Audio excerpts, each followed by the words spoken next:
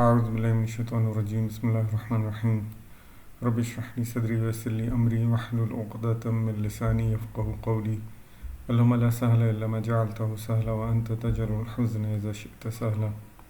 27ویں سپارے کا آغاز ہوتا ہے اور سورۃ الذاریات کا سلسلہ جاری ہے۔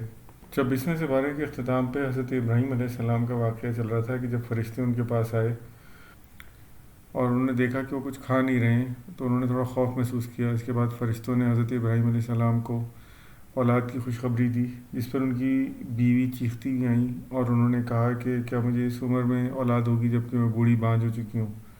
تو فرشتوں نے فرمایا کہ اللہ کا یہی حکم ہے اور وہ جو چاہتا ہے وہ ویسا کر دیتا ہے۔ یہی واقعے کا تسلسل 27ویں سپارے کے آغاز میں بھی جاری ہے۔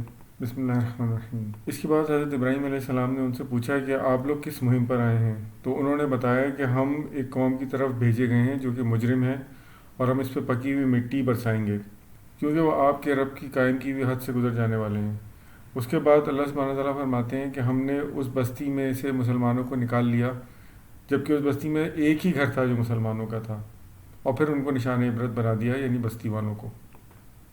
پھر فرعون کی مثال آتی ہے کہ اللہ سبحانہ تعالیٰ نے حضرت موسیٰ علیہ السلام کو اس کے پاس بھیجا تو وہ اکڑ گیا، پھر اللہ نے اس کو بھی تباہ و برباد کر دیا اور اس کا پورا لشکر سمندر میں غرق ہو گیا۔ اس کے بعد عاد کی مثال آتی ہے۔ اللہ سبحانہ تعالیٰ فرماتے ہیں کہ اللہ نے ان پر ایسی ہوا بھیجی جو جس چیز پر سے گزرتی تھی اسے بوسیدہ کر دیتی تھی۔ اور جب سمود نے اپنے رب کی سرتابی کی تو اللہ سبحانہ تعالیٰ نے اچانک دیکھتے ہی دیکھتے ان پر ٹوٹ پڑنے والا عذاب نازل کر دیا۔ اور پھر اللہ سبحانہ تعالیٰ فرماتے ہیں ان سب سے پہلے نوح علیہ السلام کی قوم کو ہلاک کیا گیا کیونکہ وہ فاسق لوگ تھے۔ اس کے بعد اللہ سبحانہ تعالیٰ فرماتے ہیں کہ ہم ہی نے آسمان اور زمین اور جوڑے بنائے اور یقیناً ہم اس کی قدرت رکھتے ہیں، تو بس دوڑو اپنے رب کی طرف اور اس سے مغفرت طلب کرو، اس کا کوئی شریک نہیں ہے۔ اس کے بعد اللہ سبحانہ تعالیٰ آپ صلی اللہ علیہ وسلم کو تسلی دیتے ہوئے فرماتے ہیں کہ اس سے پہلے بھی جتنے بھی رسول آئے ہیں ان کے ساتھ بھی یہی معاملات ہوتے رہے اور ان کو بھی اسی طرح ساحر کہا گیا، تو آپ ان لوگوں کی پرواہ مت کیجیے، بس آپ اپنی نصیحت کا کام کرتے رہیے تاکہ وہ لوگ جو ایمان لانے والے ہیں ان کو نفع ہو۔ اس کے بعد اللہ سبحانہ تعالیٰ فرماتے ہیں کہ میں نے جنوں انسانوں کو اس کے سوا کسی کام کے لیے پیدا نہیں کیا کہ بس وہ میری عبادت کریں۔ میں ان کو رزق دیتا ہوں، میں ان سے کوئی رزق نہیں چاہتا، بس جن لوگوں نے ظلم کیا ہے وہ اپنے حصے کا عذاب پا کر رہیں گے۔ اور یہاں پہ سورہ ذاریات کا اختتام ہوتا ہے اور سورہ طور کا آغاز ہوتا ہے۔ اس سورت کا نام طور اس لیے رکھا گیا ہے کیونکہ اس سورت میں اللہ سبحانہ و تعالیٰ نے طور پہاڑ کی قسم کھائی ہے۔ بسم اللہ الرحمن الرحیم۔ اس سورت کے آغاز میں اللہ سبحانہ و تعالیٰ 5 چیزوں کی قسم کھاتے ہیں۔ طور پہاڑ کی، جہاں پر ایک قوم کو ظالم بادشاہ سے نجات دی گئی یعنی فرعون۔ ایک کھلی کتاب کی، یعنی وہ مقدس اوراق جو لکھے جاتے رہے ہیں اور ہر پیغمبر ان کو لاتا رہا ہے۔ آباد گھر کی، یعنی خانہ کعبہ جو ایک ویرانے میں بسایا گیا تھا لیکن اللہ نے اس کو آباد کر دیا۔ اونچی چھت کی، یعنی آسمان اور موزن سمندر کی۔ اور ان کی قسمیں کھا کے اللہ سبحانہ تعالیٰ فرماتے ہیں کہ اللہ کا عذاب ضرور آ کر رہے گا، یعنی جو پیغام رسول لے کر آئے ہیں اور جس چیز سے وہ ڈرا رہے ہیں اور جس کی وہ بشارت دے رہے ہیں وہ پوری ہو کر رہے گی۔ یہاں پر اس قسم کو کھانے کا مقصد یہ بھی ہے کہ جس طرح یہ ساری چیزیں حق ہیں اور ہر چیز اس پر دلیل کرتی ہے، اسی طرح اللہ کا آنے والا عذاب بھی حق ہے اور وہ آ کر رہے گا۔ اور جس دن وہ عذاب آئے گا اس دن جھٹلانے والوں کے لیے خرابی ہے جو آج کی دنیا میں کھیل اور تماشوں میں اور حجت بازیوں میں لگے ہوئے ہیں۔ پھر پوچھا جائے گا کہ اب بتاؤ یہ جادو ہے یا تمہیں سوجھ نہیں رہا ہے، اور پھر ان کو جہنم میں دھکیل دیا جائے گا۔ اور جو متقی لوگ ہوں گے وہ تو جنت بھرے باغوں میں ہوں گے اور مزے لے رہے ہوں گے ان چیزوں سے جو ان کا رب ان کو عطا کرے گا، اور سب سے بڑھ کر یہ کہ ان کا رب انہیں دوزخ کے عذاب سے بچا لے گا۔ وہ آمنے سامنے تختوں پر بیٹھے ہوں گے اور خوبصورت آنکھوں والی حوریں ان کے بیاہ میں دے دی جائیں گی۔ اور جو لوگ ایمان لائے ہیں ان کی اولاد بھی کسی درجہ ایمان میں ان کے نقش قدم پر چلی ہے، ان کی اس اولاد کو بھی ہم جنت میں ان کے ساتھ ملا دیں گے اور ان کے عمل میں کوئی گھاٹا نہ کریں گے۔ اور اس کے بعد اللہ سبحانہ وتعالیٰ جنت میں دی جانے والی ایک ایک نعمت کا ذکر فرماتے ہیں، یعنی طرح طرح کے پھل، گوشت اور جو بھی چیز وہ چاہیں گے، اور شراب جس سے ان کے حواس باختہ نہ ہوں گے۔ اور ان کی خدمت میں وہ لڑکے دوڑتے پھرتے ہوں گے جو انہی کی خدمت پر مامور ہوں گے، گویا وہ جیسے چھپے ہوئے موتی ہیں۔ یہ لوگ آپس میں ایک دوسرے سے دنیا کے گزرے ہوئے حالات کا پوچھیں گے اور پھر کہیں گے کہ دنیا میں تو ہم ڈرتے ہوئے زندگی گزارتے تھے مگر اللہ نے ہمیں آخرت کے عذاب سے بچا لیا اور ہم پر فضل کیا۔ بس اے نبی صلی اللہ علیہ وآلہ وسلم، آپ اپنی تبلیغ کا کام جاری رکھیے اور ان کی باتوں پر دھیان مت دیجیے۔ اور کیا یہ لوگ کہتے ہیں کہ اس شخص یعنی آپ صلی اللہ علیہ وآلہ وسلم نے یہ قرآن خود گڑھ لیا ہے؟ اصل بات یہ ہے کہ ایمان نہیں لانا چاہتے۔ اگر یہ اپنے قول میں سچے ہیں تو اسی شان کا ایک کلام بنا لیں۔ اور اس کے بعد تھیوری آف ایولیوشن کی نفی ہوتی ہے، کیا یہ کسی خالق کے بغیر خود پیدا ہو گئے یا یہ خود اپنے خالق ہیں؟ یہ زمین اور آسمانوں کو انہوں نے پیدا کیا ہے۔ اصل بات یہ ہے کہ یہ یقین نہیں رکھتے۔ پھر اللہ سبحانہ وتعالیٰ متعدد سوال پوچھتے ہیں، کیا رب کے خزانوں پہ ان کا حکم چلتا ہے یا یہ سیڑھی لگا کر کوئی خبر سن لیتے ہیں؟ ان کے پاس کوئی کھلی دلیل نہیں۔ یہ کہتے ہیں کہ اپنے لیے تو بیٹے اور اللہ کے لیے بیٹیاں، نعوذ باللہ۔ اور یہ جو بھی چال چلیں گے ان کی چال انہی کے اوپر الٹی پڑے گی۔ بس اے نبی صلی اللہ علیہ وآلہ وسلم ان کو ان کے حال پر چھوڑ دیجئے اور ان کے بارے میں انتظار کیجئے اور صبر کیجئے اس دن کا جس دن ان کے سارے اعمال ان کے سامنے پیش کر دیے جائیں گے اور ان کی مدد کو کوئی نہ آئے گا۔ بس آپ اپنے رب کی حمد کے ساتھ تسبیح کرتے رہیے۔ یہاں پر سورہ طور کا اختتام ہوتا ہے اور سورہ نجم کا آغاز ہوتا ہے۔ نجم عربی میں تارے کو کہتے ہیں اور کیونکہ سورت کے آغاز میں تارے کا ذکر آیا ہے اس لیے اس کا نام نجم رکھا گیا۔ بسم اللہ الرحمن الرحیم۔ اس سورت کے آغاز میں اللہ سبحانہ وتعالیٰ تارے کی قسم کھا کر اس بات کی دلیل دیتے ہیں کہ نہ آپ صلی اللہ علیہ وسلم بھٹکے ہیں نہ بہکے ہیں۔ وہ اپنی خواہش نفس سے کچھ نہیں کہتے، بس وہ تو وہ بولتے ہیں جو ان پر وحی کی گئی۔ پھر اللہ سبحانہ وتعالیٰ آپ صلی اللہ علیہ وآلہ وسلم اور حضرت جبرائیل کی پہلی ملاقات کا ذکر فرماتے ہیں اور کہتے ہیں کہ آپ صلی اللہ علیہ وسلم نے ان کو بہت قریب سے دیکھا تھا اور یہ تعلیم حضرت جبرائیل علیہ السلام کے ذریعے آپ صلی اللہ علیہ وسلم تک پہنچائی گئی ہے۔ اور پھر واقعہ معراج کا ذکر ہوتا ہے کہ وہاں پہ آپ صلی اللہ علیہ وآلہ وسلم نے جو کچھ بھی دیکھا ان کی نظروں نے اسے جھوٹ نہ جانا۔ اور کیا لوگ اس چیز پر جھگڑتے ہیں جو انہوں نے اپنی آنکھوں سے دیکھا ہے، یعنی آپ صلی اللہ علیہ وآلہ وسلم نے معراج کے وقت۔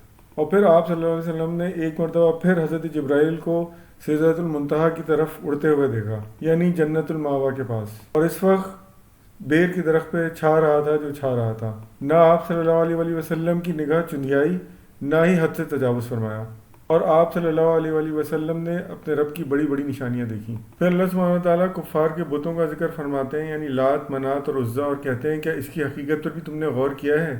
کیا تمہارے لیے بیٹے ہیں اور اللہ کے لیے بیٹیاں؟ اور جن بتوں کی تم پوجا کرتے ہو یہ کچھ بھی نہیں مگر کچھ نام ہیں جو تم نے اپنی طرف سے بنا لی ہیں، اور یہی کچھ تمہارے باپ دادا نے بھی کیا تھا، بس اپنے خواہش نفس کی پیروی کیے جا رہے ہو۔ آسمانوں میں کتنے ہی فرشتے ہیں جو کوئی بھی شفاعت کا کام نہیں کر سکتے مگر سوائے اللہ کے اذن کے، مگر جو لوگ یوم آخرت کو نہیں مانتے وہ فرشتوں کو دیوی دیوتاؤں کے نام دیے جا رہے ہیں جس کا انہیں کچھ بھی علم نہیں۔ بس اے نبی صلی اللہ علیہ وآلہ وسلم، جو شخص ہمارے ذکر سے منہ پھیرتا ہے اور دنیا کی زندگی کی سوا جسے کچھ مطلوب نہیں، اسے اس کے حال پر چھوڑ دو۔ یہ اللہ ہی بہتر جانتا ہے کہ کون اس کے رستے پر ہے اور کون اس کے رستے سے بھٹک گیا ہے، تاکہ لوگوں کو ان کی کیے ہوئے اعمال کی جزا دے سکے۔ جو لوگ بڑے بڑے گناہوں سے اپنے آپ کو بچا لیتے ہیں سوائے اس کے کہ ان سے کچھ قصور ایسے سرزد ہو جائیں جن پر وہ نادم ہو، تو اللہ سبحانہ وتعالیٰ بڑی مغفرت فرمانے والے ہیں۔ پھر اللہ سبحانہ وتعالیٰ اس شخص کا ذکر فرماتے ہیں جو اللہ کے راستے پہ آتے آتے پھر گیا اور تھوڑا سا مال دے کر رک گیا۔ اشارہ ولید بن مغیرہ کی طرف ہے جس نے پہلے آپ صلی اللہ علیہ وسلم کی دعوت پہ اسلام قبول کرنے کا ارادہ کر لیا تھا، مگر اس کے دوست نے اس کو بہکایا اور کہا کہ اگر تم مجھے ایک طے شدہ مال دے دو تو میں اس کے بدلے آخرت کا عذاب اپنے سر لے لوں گا۔ چنانچہ اس نے اس کو تھوڑا سا مال دے دیا لیکن وہ بھی پورا نہ دیا اور اس میں بھی ٹھہر گیا اور پھر اللہ کے دین سے بھی پھر گیا۔ اللہ سبحانہ تعالیٰ فرماتے ہیں آخرت میں کوئی کسی کا بوجھ نہیں اٹھائے گا، انسان کے لیے وہی کچھ ہوگا جو اس نے کیا ہوگا۔ پھر اللہ سبحانہ تعالیٰ فرماتے ہیں کہ آخرکار سب کو اللہ کے پاس ہی پہنچنا ہے۔ یہ وہی اللہ ہے جو انہیں ہنساتا بھی ہے اور رلاتا بھی، موت بھی دیتا ہے اور زندگی بھی بخشتا ہے، اور ایک بوند سے اس نے سب کو پیدا کیا اور اسی نے جوڑے بنائے، اور دوسری بار زندگی بخشنا بھی اس کے ذمہ ہے، اور اسی نے غنی کیا اور جائیداد بخشی، اور وہی شعراء کا رب ہے۔ شعراء مصر میں اور یونان میں ایک ستارے کو کہتے تھے جس کے بارے میں ان کا گمان تھا کہ انسان کی قسمتوں پر اثر انداز ہوتا ہے، لہٰذا اس کو خدا مانتے تھے۔ اللہ سبحانہ تعالیٰ فرماتے ہیں کہ اس کا بھی رب اللہ سبحانہ تعالیٰ ہے۔ پھر اللہ نے ہی عاد اور سمود کو ہلاک کیا اور قوم نوح کو بھی۔ تو بس انسان اپنے رب کی کون کون سی نعمتوں میں شک کرے گا۔ بس جو گھڑی آنے والی ہے اللہ کے سوا اس کو کوئی ہٹانے والا نہیں۔ کیا اب بھی ان باتوں پر تم لوگ تعجب کرتے ہو، ہنستے ہو اور روتے نہیں، اور گانا بجانا کر کے اس کو ٹالتے ہو؟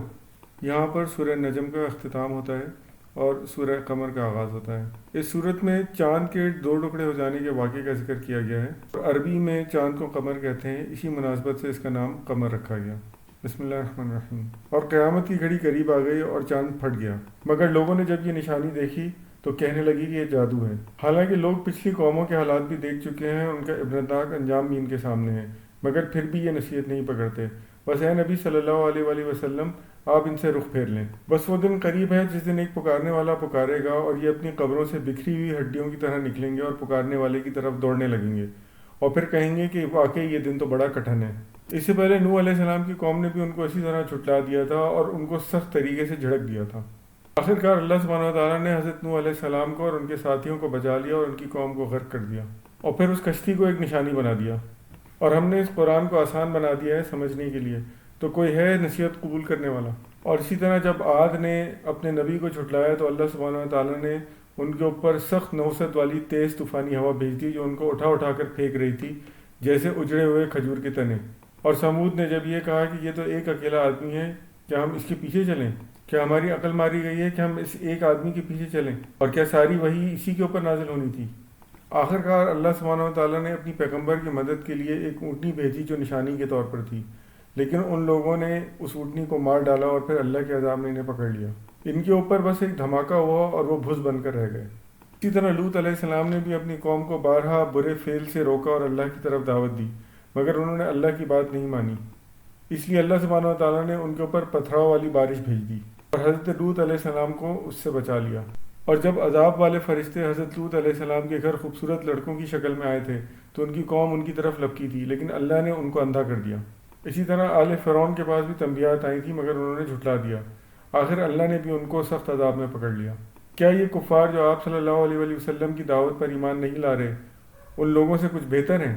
عنقریب یہ شکست کھائیں گے اور یہ پیٹ پھیر کر بھاگتے ہوئے نظر آئیں گے۔ اصل میں تو ان سے نمٹنے کا وقت قیامت کا وقت ہے، اور اللہ سبحانہ و تعالیٰ نے ہر چیز تقدیر کے ساتھ پیدا کی ہے، اور اس کا حکم بس ایک حکم ہوتا ہے اور وہ پلک جھپکتے میں ہو جاتا ہے۔ اور ان جیسے بہت سے لوگوں کو اللہ سبحانہ و تعالیٰ ہلاک کر چکے ہیں، تو پھر ہے کوئی نصیحت قبول کرنے والا؟ البتہ نافرمانی سے پرہیز کرنے والے یقیناً باغوں اور نہروں میں ہوں گے، سچی عزت کی جگہ بڑے ذی قدر بادشاہ کے قریب۔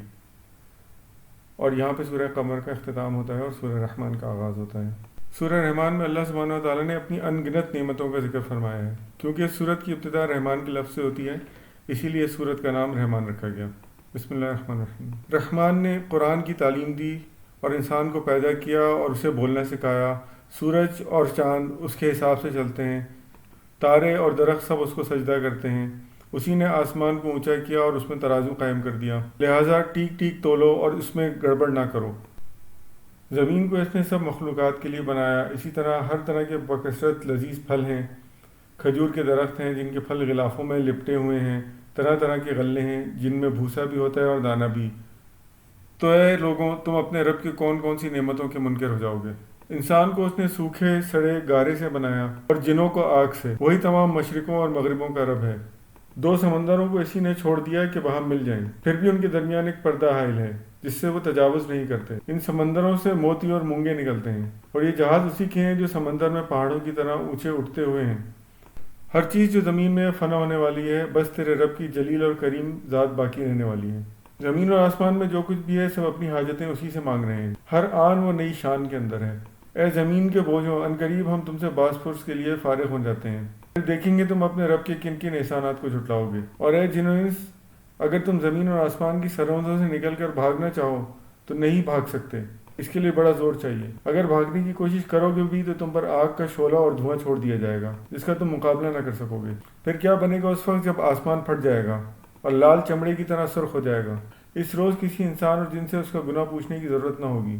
مجرم وہاں اپنے چہروں سے پہچان لیے جائیں گے اور انہیں پیشانی کے بال اور پاؤں پکڑ کر گھسیٹا جائے گا، اور کہا جائے گا یہ وہی جہنم ہے جس کو تم جھٹلایا کرتے تھے۔ وہ اسی جہنم اور کھولتے ہوئے پانی کے درمیان گرد و پیش کرتے رہیں گے۔ تو پھر اپنے رب کی تم کون کون سی نعمتوں کو جھٹلاؤ گے؟ ہر اس شخص کے لیے جو اپنے رب کے حضور پیش ہونے کا خوف رکھتا ہے، دو باغ ہیں، ہری بھری ڈھالیوں سے بھرپور۔ دونوں باغوں میں دو چشمے رواں ہیں، دونوں باغوں میں ہر پھل کی دو قسمیں ہیں۔ جنتی لوگ ایسے فرشوں پر تکیے لگائے بیٹھے ہوں گے جن کے استر دبیز ریشم کے ہوں گے، اور باغوں کی ڈالیاں پھولوں سے جھکی پڑ رہی ہوں گی۔ ان نعمتوں کے درمیان شرمیلی نگاہوں والیاں ہوں گی جنہیں ان جنتیوں میں سے پہلے کبھی کسی انسان یا جن نے نہ چھوا ہوگا، ایسی خوبصورت جیسے ہیرے اور موتی۔ تو پھر تم اپنے رب کی کون کون سی نعمتوں کو جھٹلاؤ گے؟ نیکی کا بدلہ نیکی کے سوا اور کیا ہو سکتا ہے؟ اور ان دو باغوں کے علاوہ دو باغ اور بھی ہوں گے، گھنے سبز و شاداب باغ۔ دونوں باغوں میں دو چشمے رواں ہوں گے، ان میں بکثرت پھل اور کھجوریں اور انار۔ ان نعمتوں کے درمیان خوبصورت اور خوبصورت بیویاں ہوں گی، خیموں میں ٹھہرائی ہوئی حوریں۔ ان جنتیوں سے پہلے کبھی کسی انسان نے یا جن نے ان کو چھوا نہ ہوگا۔ تو پھر تم اپنے رب کی کون کون سی نعمتوں کو جھٹلاؤ گے؟ وہ جنتی سبز قالینوں اور نفیس اور نادر فرشوں پر تکیے لگائے بیٹھے ہوں گے۔ تو پھر تم اپنے رب کی کون کون سی نعمتوں کو جھٹلاؤ گے؟ بڑی برکت والا ہے تیرے رب، جلیل و کریم کا نام۔ یہاں پر سورہ رحمان ختم ہوتی ہے اور سورہ واقعہ کا آغاز ہوتا ہے۔ اس صورت میں قیامت کے واقعے کا ذکر آیا اور اس کے لیے واقعے کا لفظ استعمال ہوتا ہے، اسی لیے اس صورت کا نام سورہ واقعہ رکھا گیا۔ اس صورت کے آغاز میں اللہ سبحانہ تعالیٰ فرماتے ہیں کہ جب رونما ہونے والا واقعہ ہو جائے گا اور وہ تہو بالا کرنے والا واقعہ ہوگا، اس وقت زمین ایک بار ہی ہلا دی جائے گی اور پہاڑ ریزہ ریزہ کر کے غبار بنا دیے جائیں گے، تو تم اس وقت 3 گروہوں میں تقسیم ہو جاؤ گے، تو سیدھے ہاتھ والے خوش نصیب اور الٹے ہاتھ والے بد نصیب، اور آگے سے آگے بڑھنے والے ان کی تو کیا ہی بات ہے، یہی تو مقرب ہوں گے، اللہ کی نعمت بھری جنتوں میں ہوں گے، گزرے ہوئے میں سے بہت زیادہ اور آنے والوں میں سے بہت کم۔ پھر اللہ سبحانہ تعالیٰ ان مقربین کو دی گئی بہت ساری نعمتوں کا ذکر فرماتا ہے، جیسے ان کی خدمت میں دیے جانے والے ابدی لڑکے جو کبھی بوڑھے نہیں ہوں گے، جو شراب کے پیالے لیے ہوئے ان کے پاس گھومتے ہوں گے، جسے پی کر نہ انہیں چکر آئے گا نہ ان کے حواس باختہ ہوں گے، اور طرح طرح کے لذیذ پھل ملیں گے اور پرندوں کا گوشت، اور ان کے لیے خوبصورت آنکھوں والی حوریں ہوں گی، ایسی حسین جیسے چھپا رکھے ہوئے موتی، یہ سب ان کو ان کے اعمال کے بدلے دیا جائے گا، نہ وہاں کوئی وہ بےہودہ بات سنیں گے نہ کوئی گناہ کی بات۔ اب رہے سیدھے ہاتھ والے، تو کیا ہی بات ہے سیدھے ہاتھ والوں کی، وہ ایسی جگہ پہ ہوں گے جہاں پر بغیر کانٹے والی بیریاں، تہ در تہ چڑھتے ہوئے کیلے، دور تک پھیلی ہوئی چھاؤں اور ہر دم رواں پانی اور نہ ختم ہونے والے میوے بغیر روک ٹوک ملیں گے۔ ان کی بیویوں کو ہم خاص طور پر نئے سرے سے پیدا کر دیں گے، اپنے شوہروں کی عاشق اور عمر میں ہمسن، یہ سب کچھ سیدھے ہاتھ والوں کے لیے ہوگا، گزرے ہوئے میں سے بھی بہت سے ہوں گے اور آنے والوں میں سے بھی بہت سے۔ اب رہے الٹے ہاتھ والے، تو کیسے بد نصیب ہیں یہ، وہ لو کی لپٹ کھولتے ہوئے پانی اور کالے دھوئیں کے سائے میں ہوں گے جو نہ ٹھنڈا ہوگا نہ آرام دہ۔ یہ وہ لوگ ہوں گے جو اس انجام تک پہنچنے سے پہلے خوشحال تھے اور گناہ عظیم پر اصرار کرتے تھے، وہ کہتے تھے کیا جب ہم مر جائیں گے اور ہڈیوں کا چورا ہو جائیں گے تو کیا دوبارہ زندہ کیے جائیں گے، اور کیا ہمارے باپ دادا بھی دوبارہ زندہ کیے جائیں گے جو پہلے گزر چکے ہیں۔ اے نبی صلی اللہ علیہ وآلہ وسلم، آپ فرما دیجئے کہ ہم ان کے اگلے پچھلوں سب کو جمع کر دیں گے، تو اب یہ گمراہ لوگ زقوم کا درخت کھائیں گے، اسی سے اپنے پیٹ بھریں گے، اور ان پر کھولتا ہوا پانی پیش کیا جائے گا اور یہ اس کو اونٹ کی طرح پئیں گے، یہ ہوگی ان کی ضیافت۔ جب ہم نے ہی تمہیں پیدا کیا ہے تو تم اس کی تصدیق کیوں نہیں کرتے؟ کبھی تم نے غور کیا کہ یہ نطفہ جو تم ڈالتے ہو اس سے بچہ تم بناتے ہو یا ہم بناتے ہیں، اور ہم ہی تمہارے درمیان موت تقسیم کرتے ہیں، اور ہم اس سے عاجز نہیں کہ تمہاری شکلیں بدل دیں اور تمہیں ایسی شکل میں پیدا کر دیں جس کو تم جانتے بھی نہیں۔ اور کبھی سوچا کہ بیج تم بوتے ہو اسے تم اگاتے ہو یا ہم اگاتے ہیں؟ ہم چاہیں تو ان کھیتیوں کو بھس بنا کے رکھ دیں اور تم طرح طرح کی باتیں بناتے رہ جاؤ کہ ہم پر تو آفت ٹوٹ پڑی اور ہم ہی محروم لوگ ہیں۔ اور آنکھیں کھول کر دیکھو، یہ جو پانی تم پیتے ہو اسے بادل سے تم نے برسایا ہے یا ہم نے برسایا ہے؟ ہم چاہیں تو اسے سخت کڑوا بنا دیں، پھر تم شکر کیوں نہیں ادا کرتے؟ اور کبھی یہ تم نے غور کیا ہے کہ جو آگ تم سلگاتے ہو اس کا درخت تم نے پیدا کیا ہے یا ہم نے پیدا کیا ہے؟ ہم نے اس کو یاد دہانی کا ذریعہ بنا دیا ہے حاجت مندوں کے لیے۔ بس اے نبی صلی اللہ علیہ وآلہ وسلم، آپ اپنے رب کے نام کی تسبیح بیان کریں۔ پھر اللہ سبحانہ تعالیٰ قسم کھاتے ہیں تاروں کی، اور یہ بہت بڑی قسم ہے کہ یہ ایک قرآن بہت بلند پایا کتاب ہے، ایک محفوظ کتاب میں ثبت ہے جسے پاک لوگوں کے سوا کوئی نہیں چھو سکتا، یعنی یہاں پہ لوح محفوظ کی بات ہو رہی ہے، یہ رب العالمین کا نازل کردہ ہے۔ تو پھر کیا تم اس کا انکار کرتے ہو؟ اور پھر اگر تم سمجھتے ہو کہ تم کسی کے محکوم نہیں ہو، تو پھر جب تمہارے لوگ مر رہے ہوتے ہیں اور تم اپنی آنکھوں سے ان کی جان نکلتے ہوئے دیکھ رہے ہوتے ہو، تو اس وقت ان کی جان ان کو واپس کیوں نہیں لوٹا دیتے؟ اس وقت تمہاری نسبت تو ہم ان سے زیادہ قریب ہوتے ہیں مگر تم کو نظر نہیں آتے۔ پھر اگر وہ مرنے والا مقربین نے ہوا تو اس کے لیے راحت اور عمدہ رزق اور نعمت بھری جنت ہے، اگر وہ اصحاب الیمین یعنی سیدھے ہاتھ والوں میں سے ہوا تو اس کا استقبال یوں ہوتا ہے کہ تجھے سلام ہو، تو اصحاب الیمین میں سے ہے، اور اگر وہ جھٹلانے والوں میں سے ہوتا ہے اور الٹے ہاتھ والوں میں سے ہوتا ہے تو اس کے تواضع کے لیے کھولتا ہوا پانی اور جہنم ہوتی ہے، اور یہ سب کچھ حق ہے۔ تو بس اے نبی صلی اللہ علیہ وآلہ وسلم، آپ اپنے رب کی عظیم نام کے ساتھ تسبیح کریے۔ یہاں پر سورہ واقعہ کا اختتام ہوتا ہے اور سورہ حدید کا آغاز ہوتا ہے۔ حدید عربی میں لوہے کو کہتے ہیں، اور کیونکہ اس صورت میں حدید کا ذکر یعنی لوہے کا ذکر آیا ہے، اسی مناسبت سے اس کا نام رکھا گیا۔ بسم اللہ الرحمن الرحیم۔ جو کچھ آسمان اور زمین میں ہے اللہ سبحانہ وتعالیٰ کی پاکی بیان کرتا ہے، اسی کے لیے ساری بادشاہت ہے زمینوں اور آسمانوں کی، وہی زندگی بخشتا ہے اور موت دیتا ہے اور ہر چیز پر قدرت رکھتا ہے، وہی اول بھی ہے اور آخر بھی، وہی ظاہر ہے اور وہی باطن بھی، اور وہ سب علم رکھنے والا ہے۔ اس نے آسمان اور زمین کو 6 دن میں پیدا کیا اور پھر عرش پر جلوہ فروز ہوا۔ سب کچھ اس کے علم میں ہے جو کچھ آسمان اور زمین میں ہوتا ہے، تم جو بھی کر رہے ہو وہ تمہارے ساتھ ہے اور سب کچھ دیکھتا ہے، تمام معاملات کے فیصلے وہی کرتا ہے، وہی رات کو دن میں اور دن کو رات میں داخل کرتا ہے اور دلوں کے چھپے ہوئے راز تک جانتا ہے۔ بس ایمان لاؤ اللہ اور اس کے رسول پر اور خرچ کرو ان چیزوں میں سے جس پر اس نے تم کو خلیفہ بنایا ہے۔ جو لوگ ایمان لائیں گے اور اللہ کے دیے ہوئے مال میں سے خرچ کریں گے ان کے لیے بڑا اجر ہے۔ آخر کیا وجہ ہے کہ تم ایمان نہیں لاتے اور تمہارے پاس صاف صاف دلیلیں آ چکی ہیں، اور کیوں اللہ کی راہ میں اپنے مال سے خرچ نہیں کرتے، جبکہ تمہیں معلوم ہے کہ ساری کی ساری میراث جو آسمان اور زمین میں ہے اللہ ہی کی ہے۔ تم میں سے جو لوگ فتح کے بعد خرچ اور جہاد کریں گے وہ کبھی ان لوگوں کے برابر نہیں ہو سکتے جنہوں نے فتح سے پہلے خرچ کیا اور جہاد کیا۔ ان کا درجہ بعد میں خرچ اور جہاد کرنے والوں سے بڑھ کر ہے، اگرچہ دونوں کے لیے اللہ کی طرف سے بہترین وعدے ہیں۔ تو کون ہے جو اللہ کو قرض دے، اچھا قرض، تاکہ اللہ اسے کئی گنا بڑھا کر واپس دے اور اس کے لیے بہترین اجر لکھ دے۔ اس دن جب کہ تم مومن مردوں اور عورتوں کو دیکھو گے کہ ان کا نور ان کے آگے آگے اور ان کے دائیں جانب دوڑ رہا ہوگا، ان سے کہا جائے گا آج بشارت ہے تمہارے لیے، جنتیں ہوں گی جن کے نیچے نہریں بہتی ہوں گی۔ اس روز منافق مرد اور عورتوں کا حال یہ ہوگا کہ وہ مومنوں سے کہیں گے ذرا ہماری طرف سے دیکھو، ہم تمہارے نور سے کچھ فائدہ اٹھائیں، مگر ان سے کہا جائے گا پیچھے ہٹ جاؤ، اپنا نور کہیں اور تلاش کرو۔ پھر ان کے درمیان ایک دیوار حائل کر دی جائے گی جس میں ایک دروازہ ہوگا، اس دروازے کے اندر رحمت ہوگی اور باہر عذاب۔ وہ مومنوں سے پکار پکار کر کہیں گے کہ ہم تمہارے ساتھ نہ تھے؟ مومن جواب دیں گے ہاں، مگر تم نے اپنے آپ کو خود فتنے میں ڈالا، موقع پرستی شک میں پڑے رہے۔ اور جن لوگوں نے کھلا کھلا کفر کیا تھا تو ان کا ٹھکانہ جہنم ہے، اور وہی ان کی خبر لینے والی ہے۔ کیا ایمان لانے والوں کے لیے ابھی ایسا وقت نہیں آیا کہ ان کے دل اللہ کے ذکر سے پگھلیں اور اس کے نازل کردہ حق کے آگے جھکیں، اور وہ ان لوگوں کی طرح نہ ہو جائیں جنہیں پہلے کتاب دی گئی، پھر ایک لمبی مدت ان پر گزر گئی تو ان کے دل سخت ہو گئے، اور آج ان میں سے اکثر فاسق بنے ہوئے ہیں۔ مردوں اور عورتوں میں سے جو لوگ صدقات دینے والے ہیں اور جنہوں نے اللہ کو قرض حسن دیا ہے، ان کو یقیناً کئی گنا بڑھا کر دیا جائے گا، اور ان کے لیے بہترین اجر ہے۔ اور جو لوگ اللہ اور اس کے رسولوں پر ایمان لائے ہیں وہی اپنے رب کے نزدیک صدیق اور شہید ہیں، ان کے لیے ان کا اجر اور ان کا نور ہے، اور جن لوگوں نے کفر کیا اور ہماری آیات کو جھٹلایا وہ دوزخی ہیں۔ خوب جان لو کہ دنیا کی زندگی کچھ بھی نہیں اس کے سوا کہ بس کھیل اور تماشا اور ظاہری ٹیپ ٹاپ، اور تمہارا آپس میں ایک دوسرے پر فخر جتانا اور مال و اولاد میں ایک دوسرے سے بڑھ جانے کی کوشش کرنا۔